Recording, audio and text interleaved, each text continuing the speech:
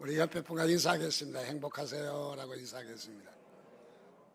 행복하세요. 우리 한 주간도 특별히 이태원의 소식 때문에 마음이 많이 무거웠을 것입니다. 하나님께서 이 땅을 위로해 주시기를 다시 한번 주님의 이름으로 축복합니다. 우리 이럴 때는 평가를 하지 말고 무조건 같이 울어주는 거예요. 같이 아파하는 거예요. 그래야 우리 그리스도인의 태도가 아닌가 하는 생각을 갖습니다. 물론 단점도 있고 잘못한 점도 있지만 그거는 다음에 평가하는 겁니다. 이럴 때는 무조건 어디 가서 말해도 위로의 말을 좀 해야지. 지금 멀쩡한 자식들이, 또 젊은 자식이 150명이나 죽어갔는데 무엇이 앞에 보이겠습니까? 지금 참 너무 가슴 아프고 너무 안타까운 그런 시간들입니다. 우리 가정에도 또 개인의 삶에도 하나님의 위로가 넘치시기를 주님의 이름으로 축원드립니다. 여러분 행복하시기를 바랍니다. 행복해야 다른 사람의 행복도 줄 수가 있어요. 행복하지 않으면 줄 수가 없습니다. 볼륨 좀 높여주세요. 모니터가 전혀 안 나오네.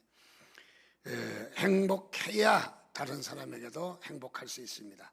다른 사람에게 행복을 흘러가는 일은 내가 행복이 넘쳐야, 내가 바닥을 기고 있으면 다른 사람에게 행복을 줄 수 없어요.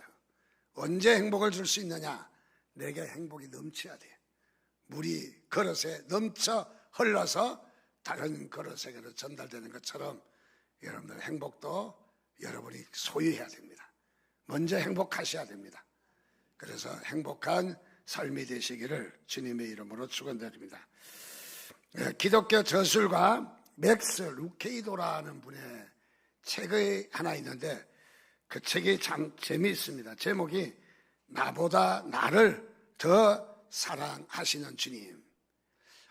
책 제목을 정해도 어쩌면 이렇게 참 뭔가 기대가 되어지고 뭔가 관심이 가고 참 뭔가 보고 싶은 그런 책 아니겠어요? 또 얼마나 은혜가 됩니까? 나보다 나를 더 사랑하시는 주님. 이때는 아멘 하셔야 됩니다. 아멘 할 겨를도 없이 너무 감동적이죠. 참 좋은 제목입니다.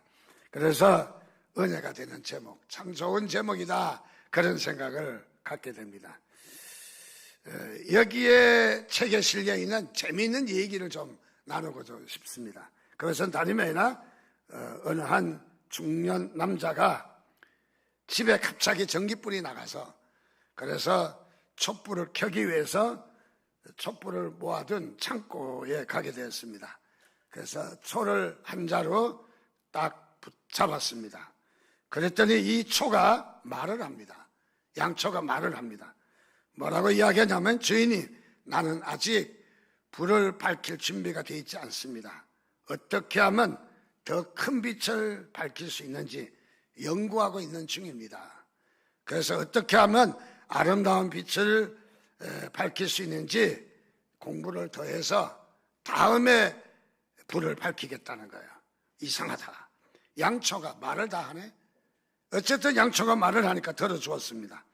그래서 다시 이 죽는 남자는 다른 양초를 집어들었습니다. 양초를 집어들자 또 이 양초도 말을 합니다.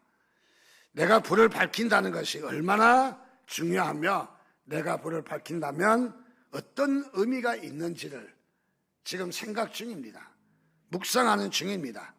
아직은 묵상해서 깨어나지 않았으니까 아직은 불을 밝히는 것이 합당하지 않습니다. 그래서 다음에 했으면 좋겠다 하는 양초가 말을 했습니다.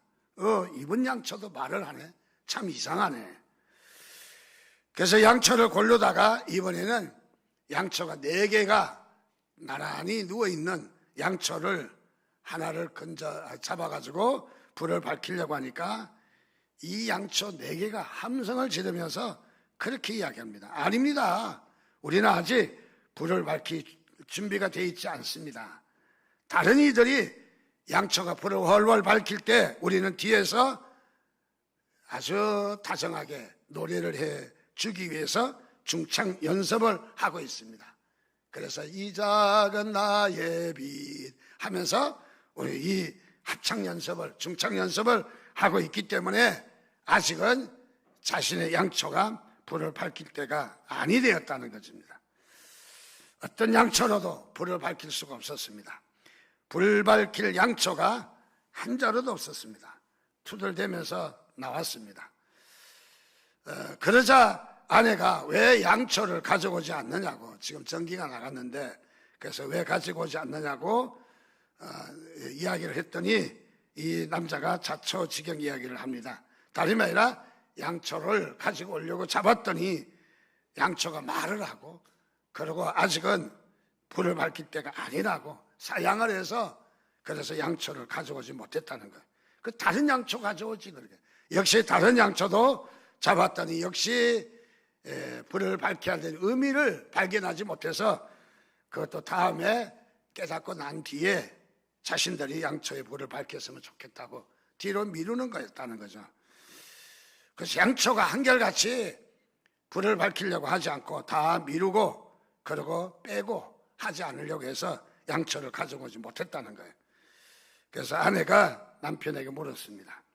그 양초 어디서 사왔느냐? 그래서 어디서 사왔느냐 물었더니 다름 아니라 얼마 전에 문 닫은 교회에서 양초를 팔기에 사왔다. 어디에서? 문 닫은 교회에서. 그 교회가 왜 문을 닫게 된지 잘 아시겠죠? 양초와 같은 교인들인 걸 말하는 거죠. 지금 이 양초와 같이 그 교회가 그랬다는 거죠. 그래서 거기 있는 양초를 사다가 불을 밝히려고 하니까 한결같이 미루고 핑계대고 안 하려고 하고 자신은 헌신하지 않으려고 하는 모습들을 보여주는 바로 그런 말씀이라고 생각합니다. 그렇죠. 이런 가정 무슨 희망이 있겠습니까? 이런 교회 무슨 희망이 있겠습니까? 이런 사회나 이런 나라 뭐가 잘 되겠습니까? 한마디로 얘기해서 전혀 잘 될 수 없는 그런 환경이라고 생각합니다. 문을 왜 닫았는지 잘 알 수 있는 대목입니다. 그래서 문을 닫게 된 이유를 잘 이렇게 설명해 준 그런 이야기죠. 실제 양초가 말을 했겠습니까? 오늘 사사기 5장의 말씀을 보니까 사사기 5장의 말씀이 오늘 양초 이야기하고 똑같아요. 그래서 사사기 5장에 나타난 이 얘기를 좀 하고자 합니다. 사사기 5장에는 다름 아니라 잘 알고 있는 여자 사사 드보라가 나타나는, 드보라가 부름을 받은 그런 모습입니다. 이스라엘 백성들이 사사 시대 때에 이 선지자 사무엘에게 난리가 났잖아요. 우리도 왕을 달라고 애원해서 사무엘이 나가서 기도하니까 하나님 이스라엘 백성들에게도 왕을 주십시오. 다른 나라는 왕정제도라 체제가 잘 돼 있고 조직이 잘 돼 있고 준비가 잘 돼 있고 전쟁의 군사들도 모집해서 훈련을 시키고 잘하고 있는데 우리는 이 왕이 없으므로 나라를 제대로 다스리고 있지 않습니다. 사사 시대 때는 그때그때 어려움이 닥치면은 사사를 불러서 사사를 통해서 지도자가 되었던 거죠. 그러니까 준비 안 된, 한참 준비를 해야 될 준비가 안 된 그런 지도자가 나타나서 지도를 했다 그 말이죠. 그래서 이스라엘 백성들이 우리에게도 왕을 주소서라고 한 것은 그야말로 이방 사람들처럼 조직적이고 훈련이 되어지고 군사를 양성하고 하는 일을 하겠다는 거죠. 하나님께서 안 된다고 했습니다. 그랬더니 다시 이스라엘 백성들이 이 난리가 났습니다. 왕을 달라고. 그래서 왕을 달라고 해서 사무엘 선지자를 통해서 왕이 주어지게 되었어요. 그런데 이 허락이 하나님께서 기뻐하시는 응답은 아니에요. 기뻐하셔서 주셨던 왕정제도는 아니에요. 이스라엘 백성들이 쫄라대니까 준 거예요. 하도 쫄라대니까 귀찮아서 아마 준 것이죠. 자, 그래서 이스라엘 백성이 지금 사사 시대에 있었다는 거죠. 사사 시대. 그러니까 어떤 형편인지가 잘 나타나 있습니다. 이웃 나라에서 이렇게 공격을 하고 침략을 하고 쳐들어오는 일들이 번번이 일어나고 있습니다. 그때마다 지도자 사사가 나타나서 자, 우리가 싸우러 가야 됩니다. 모이십시오. 그때 모집을 하니까 전쟁을 제대로 할 수가 없었겠죠. 그러나 또 한 가지는 하나님이 관여하고 계시는 것을 믿으시기 바랍니다. 하나님이 지도자를 주셔서 하나님이 다스리는 나라가 바로 사사제도인 것이죠. 무시할 나라는 아닙니다. 무시할 수 있는 제도는 아니라는 것이죠. 자, 그런데 이 이스라엘에 이제 이런 일이 벌어졌습니다. 다름이 아니라 가나안 왕인 야빈이 군대 장관 시스라를 통해서 이스라엘을 약탈하고 짓밟고 공격하게 되었습니다. 이때 하나님께서 여자 사사 드보라를 바락을 선봉장으로 삼아가지고 군대를 이끌고 시스라 군대를 저항하자고 이스라엘 백성들의 각 지파에게 전령을 보냅니다. 그런데 이 전령을 받은 각 지파 백성들의 태도가 각기 반응이 달랐다는 거죠. 어떤 반응이었는가 하는 것을 좀 말씀을 살펴보려고 합니다. 어떤 지파는 드보라의 그 전령에 화답을 하고 쫓아온 지파가 있는가 하면 어느 지파는 냉소적이고 거절하고 나라가 어려운데도 참여하지 않았던 그런 모습들이 잘 나타나 있는 모습입니다. 수천 년 전에 있었던 일이지만은 이것은 오늘 우리에게 어떤 의미를 주는가, 어떤 우리의 모습인가를 볼 수 있는 아주 중요한 부분이라고 생각합니다. 먼저 드보라 선지자는 단지파에 대해서 날카로운 말을 하게 됩니다. 5장 17절 말씀해 보니까 길르앗은 요단강 저쪽에 거주하며 단은 배에 머무름이 어찌 됨이냐, 아셀은 해변에 앉으며 자기 항만에 거주하도다.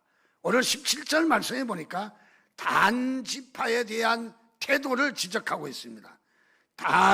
단지파는 배에 머무름이 어찌 됨이냐라고 말합니다. 단지파는 어떤 지파인지를 잘 소개해 줍니다. 단지파는 무역 상선을 운영하는 바로 그런 지파입니다. 먼 곳에 있는 상품을 실어서 가져오고 또 여기 있는 상품을 실어서 또 외국으로 갖다 주고, 그래서 그 비용을 아주 그것으로 벌이로 삼고 있는 그런 자라는 거죠. 그래서 이 항구의 상품을 진열해서 상품을 팔기도 하고 아주 독특한 무역 상선의 재미를 보고 있는 그런 자다 하는 것을 말해주고 있습니다. 단은 돈깨 앞에서 앉아서 그날따라 장사가 아주 잘 되었던 것 같습니다. 이익이 톡톡하게 많이 남았던 것 같습니다. 그런 만족한 입가에 미소를 지으면서 아마 돈다발을 세고 있었던 것 같습니다. 그런데 갑자기 요라는 소리가 났습니다. 한 전령이 숨이 가쁘도록 뛰어와서 이런 얘기를 합니다. 가나안의 왕 야빈이 시스라를 보내서 지금 우리나라를 이스라엘을 공격하는 중이요, 도움이 필요합니다. 와서 도와 전쟁에 참여하십시오. 이스라엘 백성이 모두 피를 흘리고 있어 지금 참전하라는 드보라 사사의 명령이요 하고 이 전령이 이야기하자 단은 자리에서 일어나서 저 내륙 쪽을 바라보기는 했겠죠. 죽어가는 형제들의 비명소리를 듣는 듯 했습니다. 그러나 단지파는 사업가입니다. 사업에 열중하고 있습니다. 단지파는 사업에 마음이 흔들렸습니다. 지금 쳐들어오는 가나안 사람들은 누구냐면 단지파 무역상선의 고객인 거죠. 우리나라도 사드를 설치하냐 마냐 가지고 중국하고 애매한 관계라 지금 많이 어려운 경우에 있습니다. 아마 그런 모습입니다. 그들의 고객이라는 거죠. 단지파의 고객이라 거절할 수도 없고 또 공격할 수도 없고, 그래서 여기에 애매한 단지파의 모습을 보게 됩니다. 단지파는 사업이 위태롭게 될까봐 그야말로 이 전쟁에 참여하지 않는 그런 모습입니다. 그러면서도 아마 이러지 않았을까요? 돈다발 하나를 들려주면서 전령에게 부족하지만 전쟁 비용으로 보태서 쓰라고 하지 않았을까요? 아마 이런 단지파의 모습을 보며 우리가 하나님 앞에 헌신해야 될 저와 여러분이 돈으로 때우는 일은 없는가? 여러분, 돈으로 일하려고 하면 안 됩니다. 거기는 분명히 문제가 생기는 것을 발견합니다. 그래서 단지파는 돈으로 때우고 있는 것이죠. 우리 교회에서 공휴일날 교회 좀 사역을 이 관리를 좀 청소도 하고 일을 해야 되니까 다음 주 언제 쉬는 날 교회 다 나와서 좀 정리 좀 하고 청소도 하고 해야 되니까 다 나오십시오 하니까 어떤 모르는 분이 두 분 나왔다는 거예요. 그래서 누구십니까? 어떻게 오셨습니까? 물으니까 아이 저 그 시기 있잖아요. 아무개 권사님 대신 왔어요. 그래서 뭘 대신 왔냐 물었더니 그분은 어디 가고 일당 받고 왔다는 거야. 자, 이렇게 단지파는 지금 돈으로 때우는 모습이 잘 나타내 있습니다. 즉 다시 말하면 단지파는 이 나라의 운명에는 관심이 없었던 것이죠. 그리고 돈으로 때우려고 하는 그런 모습입니다. 어쩌면 양초 이야기와 같이 자신이 헌신하려고 나서는 사람들이 아니었다 하는 것을 밝히 보여주는 부분입니다. 두 번째로 5장 18절 말씀에 보니까 스불론은 죽음을 무릅쓰고 목숨을 아끼지 아니한 백성이요 납달리도 덜의 높은 곳에서 그러했다. 무슨 말입니까? 18절은 스불론과 납달리에 대한 태도입니다. 스불론과 납달리는 어떤 사람입니까? 뜨거운 태양 아래 농가밭에서 하루 종일 실컷 일하고 이제 집으로 하루 일과를 마치고 이제 가정으로 돌아가 아내와 자식들과 함께 즐거운 식사를 하며 저녁 시간을 가질 것을 기대하고 농장에서 가정으로 돌아오는 길입니다. 그런데 그때 전령이 달려와서 합니다. 드보라가 보낸 이 전령들입니다. 그리고 하는 말이 지금 이렇게 나라가 어렵게 되었으니 전쟁에 동참하라 해달라고 요청합니다. 그랬더니 이 스불론과 납달리는 이렇게 이야기해요. 망설일 것도 없이 모두 한 마음으로 결단합니다. 가서 싸우자. 죽으면 죽더라도 가서 싸우자. 하나님께서 우리를 인도할 사람을 기름 부으시고 보내주셨는데 가나안의 야빈으로부터 끊임없는 괴롭힘을 당하는 것을 끝장내자. 그래서 하나님이 드보라를 주셔서 감사합니다. 갑시다. 지원하십시오. 하면서 낫과 그리고 창과 괭이와 이런 것을 가지고 무기를 들고 자기들을 알아주지 않아도 전쟁에 참여했다는 그 말입니다. 누가? 스불론과 납달리입니다. 즉 스불론과 납달리는 죽음을 무릅쓰고 자신의 목숨을 아끼지 아니하고 전쟁에 참여했다는 거죠. 단지파와 비교하면 너무 다른 모습이에요. 너무 다른 모습이라는 거죠. 전쟁이 끝이 났을 때 드보라 사사는 지역을 순회하면서 단지파 지역에 가서 그렇게 이야기합니다. 당신들은 왜 배에 남아 있었느냐고, 배에 안주하고 있었느냐고, 동전만 만지작거리고, 그리고 드보라의 질문에, 날카로운 질문에 단지파들은 마음이 많이 찔렸을 것입니다. 아마 평생토록 드보라의 말에 왜 배에 남아 있었느냐 하는 질문이 귓가에 들려오며 자신들을 괴롭히고 있었을 것입니다. 하나님의 음성이 들리지 않았던 거죠. 단지파 사람들은 자신의 사업을 하나님의 일보다 중요하게 여기고 자신의 창고는 하나님 나라의 추수밭보다 더 풍성하게 채우며 하나님 나라에는 관심이 없었던 단지파의 모습을 보여주고 있습니다. 바로 스불론과 납달리는 하나님과 하나님의 나라를 위해서 자신의 목숨도 아끼지 아니하고 불사하며 뛰어드는 헌신된 사람을 오늘 우리에게 보여주는 바로 그런 부분이라는 것이죠. 5장 16절 말씀에 보니까 내가 양의 우리 가운데에 앉아서 목자의 피리 부는 소리를 들으면 어찌 됨이냐. 루벤 시내가에서 큰 결심이 있었도다. 이번에는 16절에는 루벤 지파를 지적합니다. 루벤 지파는 어떤 사람입니까? 오늘 말씀해 보니까 루벤 지파는 바로 이 시냇가에서 큰 결심이 있었다.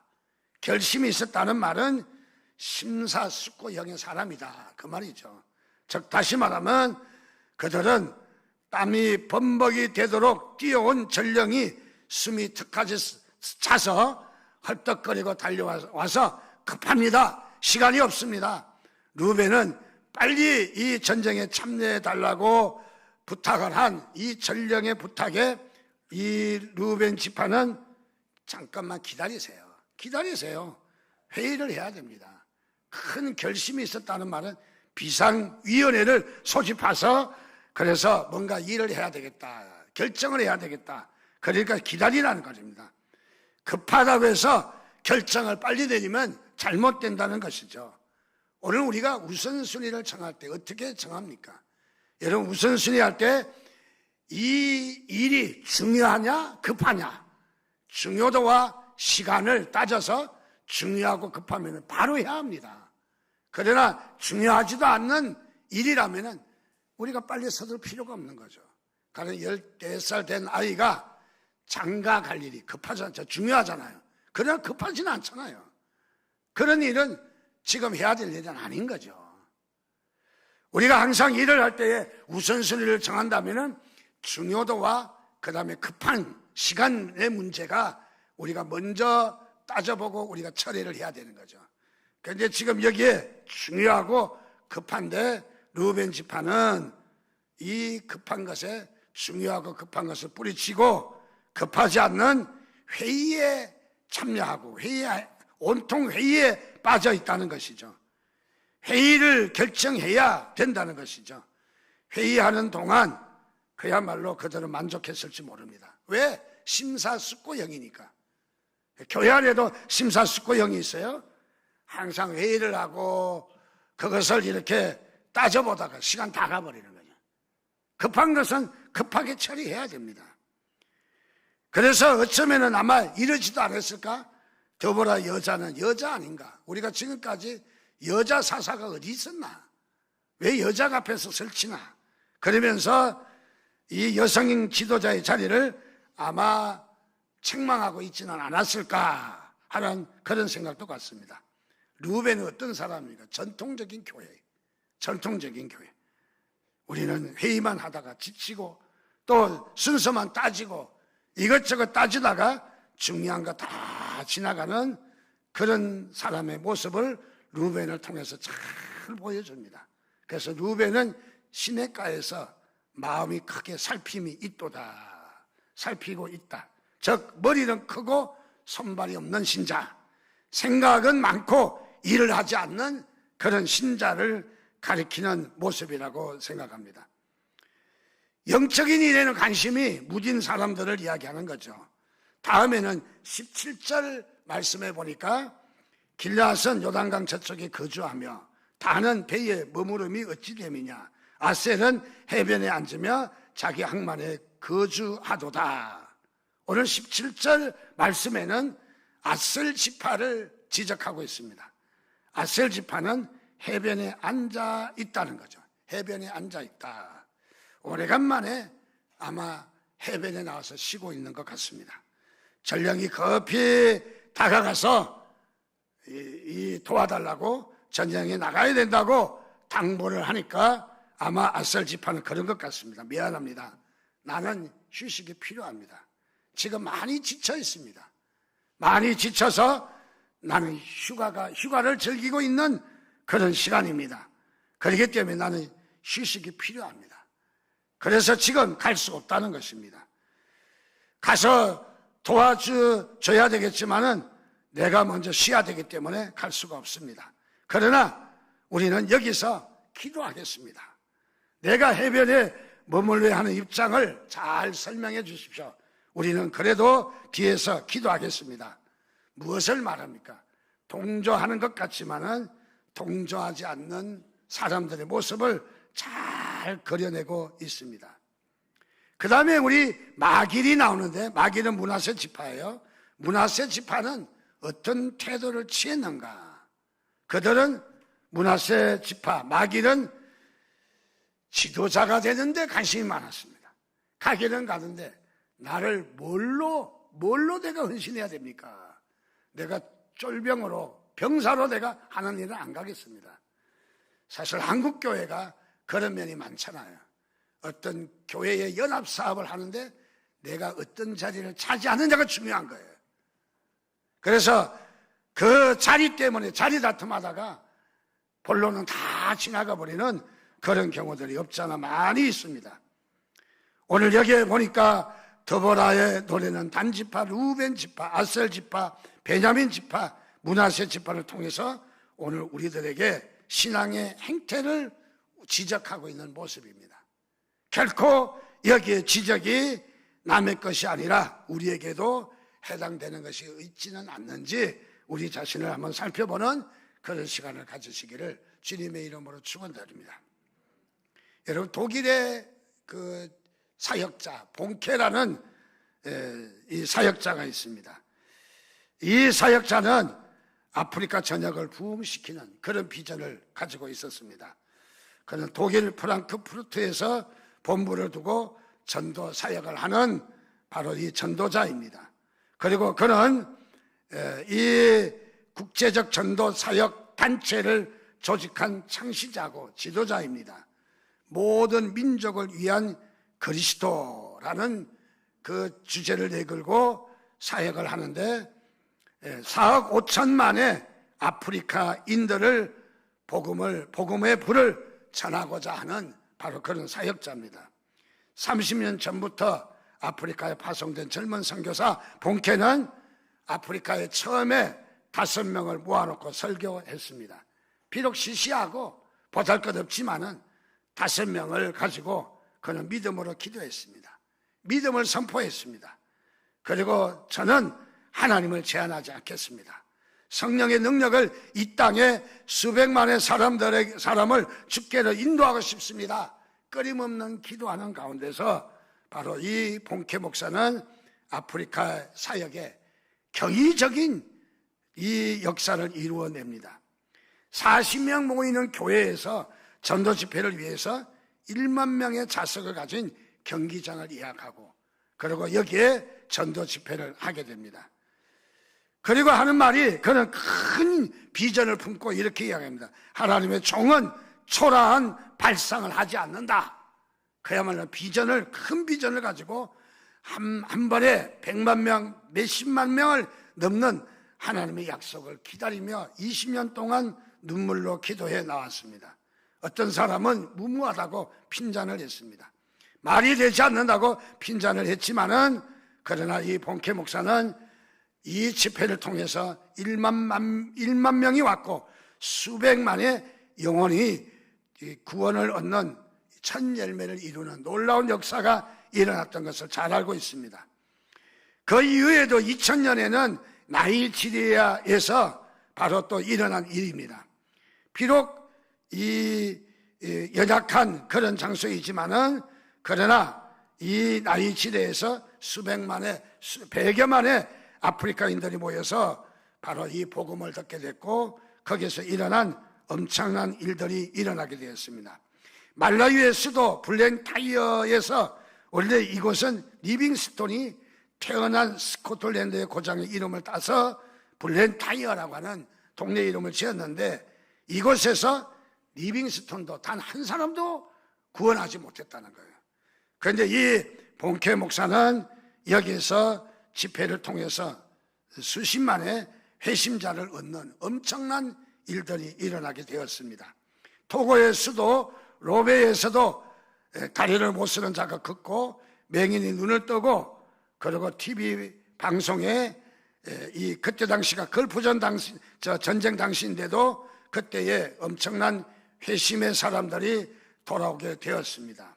남아프리카 그린밸리에서도 집회할 때에 대형 천막이 날아가도록 그 태풍이 불어왔지만은 그러나 그 대형 천막이 날아갈 만한 곳에서 이렇게 선언하고 영적 전쟁했습니다. 내가 만약 이 텐트를 무너뜨리면 나의 하나님께서 이보다 더 3배나 더 큰 텐트를 세우실 것을 믿는다고 영적 전쟁했더니 먹구름과 바람이 몰려와서 여기에 칼로, 마치 구름을 칼로 자른들 아주 이 날카롭게 양구름이 이 집회 장소를 피해서 싹 물러갔다는 것입니다. 그래서 이 은혜로운 집회가 잘 일어났다 하는 것을 말해주고 있습니다. 라오스에서도 단 한 번의 집회에 160만의 사람이 모였고 6일간 총 집회에 600만의 사람들이 모여서 놀라운 기적이 일어나게 되었습니다.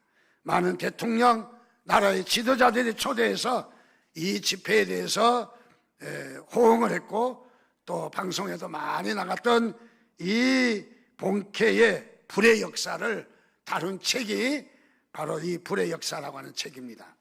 오늘 저는 이 본캐의 불의 역사의 책을 소개하는 것은 다름이 아니라 오늘 주님께서는 우리들의 어떤 방이나 침대나 컬러 TV를 바꿔주기 위해서 우리의 편안함과 안일함을 주기 위해서 이 땅에 오신 주님이 아니라는 거예요.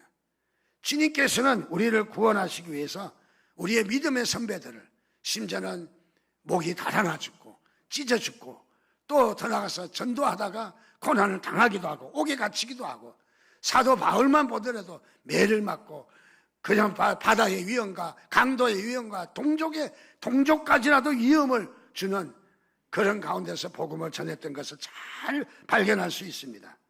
하나님은 오늘 우리를 어떤 침이나 달콤한 사탕 하나를 더 먹으라고 우리를 구원하신 것이 아니라는 것이죠. 우리에게 영혼을 구원하기 위해서 하나님은 우리를 부르신 것을 믿으시기를 주님의 이름으로 축원드립니다. 그래서 우리는 하나님은 우리에게 위대한 계획을 가지고 계시다는 거죠. 위대한 계획을. 그래서 우리는 이 위대한 계획을 우리가 외면하고 마치 이 더보라 사사의 전령들의 부탁을 거절한 것처럼 오늘 이스라엘 백성들이 거절한 그 거절과 같이 우리도 이 영적 전쟁에, 그야말로 이 영적 전투에 이 불의 사자가 오늘도 우리를 부르고 계신 것을 믿으시기를 주님의 이름으로 축원드립니다. 우리 전쟁에서 가장 중요한 것이 있습니다. 선제 타격입니다. 어느 장관이 선제 타격을 해야 된다. 맞는 말입니다. 저도 이 군대 작전 계획을 많이 본 사람이에요. 심지어는 작전 계획을 수정까지 하는 그런 일을 제가 했기 때문에 군대의 작전 계획을 많이 봤습니다. 가장 중요한 작전 계획은 선제 타격하는 거예요. 실컷 얻어 터지고 피해가 오고 미사일 날라온 뒤에 우리도 한 방 쏘까요? 뻥 써봤자 뭐예요? 이미 다 얻어 터진 건데. 전쟁은 그렇지 않습니다. 남보다 먼저 때려야 돼요. 그래야만이 전쟁에서 100배의 효과를 거둘 수가 있는 거죠. 저는 이 나라의 전쟁을 이야기하는 것이 아닙니다. 영적 전쟁을 이야기하는 것입니다. 우리 성경에 보면 12사도와 예수님이 십자가에서 죽으시면서 무엇 하셨습니까? 우리를 위해서 친히 바로 이렇게 죽으시고 피 흘리시고 바로 주님께서 바로 이렇게 우리를 위해서 이렇게 구원하셨다는 것을 잘 알고 있습니다. 여러분, 이 한 시간에 다시 한번 주님 앞에 우리가 결단해야 될 말이 있다면 무엇이겠습니까? 주여, 우리가 불이 되겠습니다. 우리가 불이 되겠습니다. 주님 앞에 다짐하는 그 다짐이 우리에게 있어야 될 줄 믿습니다. 유관순 누나가 기차를 타고 여행을 하다가 같이 있는 친구에게 아마 이렇게 물었습니다. 얘들아, 기차 소리가 어떻게 들리니? 물으니까 친구들이 기차 소리 칙칙폭포 들리는데, 그때 유관순 누나는 그렇게 들린다고 눈물을 흘리며 그렇게 말했습니다. 내 귀에는 대한독립 만세라고 들린다. 대한독립 만세. 여러분, 대한독립 만세에 미쳐있는 사람이에요. 오늘 하나님은 우리에게 미쳐있는 사람을 찾기를 원하십니다. 미쳐있는 사람. 아직도 여유만만하게 칙칙폭폭하고 여행하는 그런 우리의 삶이 아니라는 것이죠. 세상에 미치지 말고, 물질에 미치지 말고, 명예에 미치지 말고, 대한독립 만세에 미쳐있는 유관순 누나처럼 오늘 우리도 하나님께 미쳐야 합니다. 그래야 이 땅을 구원할 수 있습니다. 우리 세상에 영혼의 비명이 들려오지 않습니까? 지금요. 마치 독사의 입에 빨려 들어가는 개구리가 살기 위해서 몸부림치며 마지막 한 소리 까르륵 까르륵 하면서 외쳐보는 그런 소리. 오늘 이 영혼의 블랙홀 홀로 지옥으로 빠져들어가는 많은 사람의 모습, 어쩌면 저 이태원의 소리가 그 소리가 아닐지 모르겠어요. 지금 이 영혼의 구원을 몸부림치며 마지막 블랙홀로 빨려 들어간 우리의 친구들이 아닌가, 그런 생각을 갖습니다. 여러분, 그렇습니다. 오늘 이 민족을, 이 나라를, 이 사회를, 이 구원할 바로 불의 사자를 주님이 원하신다는 사실입니다. 그래서 우리는 이 땅 위에 다시 한번 주여 우리가 불이 되겠습니다, 주의 성령을 거두지 마시옵소서, 한국 교회에 촛대를 옮기지 말아달라고 우리가 기도해야 될 줄로 믿습니다. 하나님, 성령을 제한하지 않겠습니다. 성령이며 마음껏 역사하시옵소서. 성령이며 나를 사용하여 주옵소서. 더 이상 방관하지 않겠습니다. 더 이상 머뭇거리지 않겠습니다. 나태함과 게으름이 나를 죽이고 교회를 죽이고 민족을 죽이는 것을 잘 알고 있습니다. 사사로운 감정과 이끈에 매여 비전을 알지 못하던 어리석음은 다 사라지게 하시고 이제 불이 되겠습니다. 불이 되겠습니다. 여러분, 도전하지 않겠습니까? 하나님은 그런 도전자를 찾고 계시는 것을 믿으시기 바랍니다. 오늘 저와 여러분이 우리의 이 행복 나눔 축제를 앞두고 또 우리 이 땅 위에 진정한 구원의 길이 무엇인지 우리 자신을 다시 한번 되새겨보는 시간이 되시면 좋겠습니다. 그래서 우리 이 한 시간 주님 앞에 다시 한번 다짐하는 마음으로 부흥의 불길 타오르게 하소서, 우리 함께 부르면서 주신 말씀을 다시 한번 우리가 마음속에 되새기는 그런 시간 갖도록 하겠습니다. 부흥의 불길 타오르게 하소서, 진리의 말씀 이 땅 새롭게 하소서, 은혜의 강물 흐르게 하소서, 성령의 바람 이제 불어와. 우리 함께 힘차게 찬양하면서 다시 한번 우리가 다짐하는 시간을 갖고자 합니다.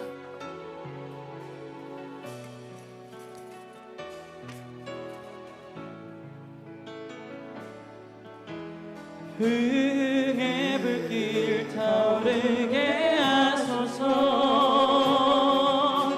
진리의 말씀 이 땅 새롭게 하소서, 은혜의 강물 흐르게 하소서, 성령의 바람 이제 불어와.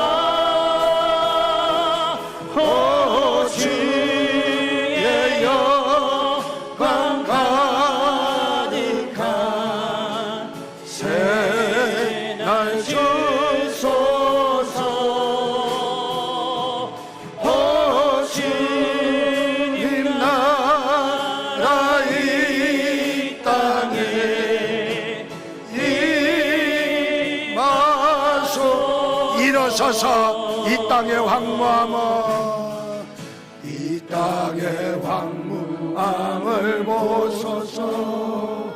하늘의 하나님 긍휼을 베푸시는 주여, 우리의 죄악 용서하소서. 이 땅 고쳐 주소서.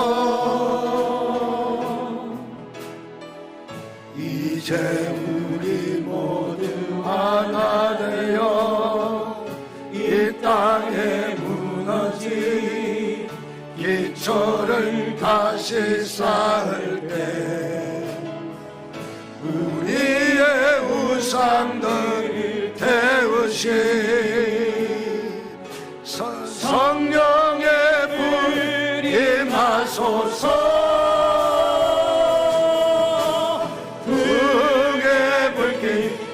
가르게 하소서. 진리의 말씀 이 땅 새롭게 하소서. 은혜의 강물 흐르게 하소서. 성령의 바람 이제 불어와 주님 영광 가득한 새날 주소서. 주님 나라 이 땅에 임하소서. 부흥의 불길 타오르게 하소서. 진리의 말씀 이 땅 새롭게 하소서. 은혜의 강물 흐르게 하소서. 성령의 바람 이제 불어와 주의 영광 가득한 새날 주소서. 주님 나라 이 땅에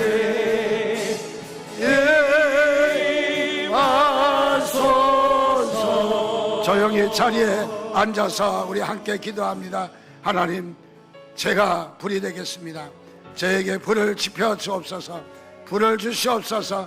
이 땅의 신앙과 참으로 이 땅에 죽어가는 많은 이 소리를 들으며 이 땅을 위해서 중보하며 이 땅을 다시 한번 살리고자 하는 우리의 모습, 함성 소리가 주님 듣기를 원하십니다. 아니, 그렇게 해달라고 다시 한번 주여 한번 부르짖고 기도하겠습니다. 주여.